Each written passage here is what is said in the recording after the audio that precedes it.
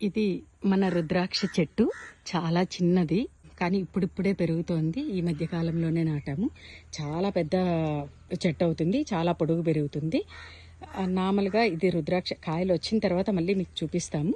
కానీ మీకు తెలిసే ఉంటుంది, రుద్రాక్ష ధారణ వల్ల అంటే రుద్రాక్షల్ని మనం ధరించే దాని వల్ల దుష్ట శక్తులు కానీ అలాంటివి రాకుండా మంచి ఆలోచనలతోటి మన మనసు ప్రశాంతంగా చాలా కామ్ డౌన్ అయిపోతారు. ఎలాంటి వాళ్ళైనా, ఎంత అగ్రెసివ్ వాళ్ళైనా చాలా మంచిది హెల్త్కి.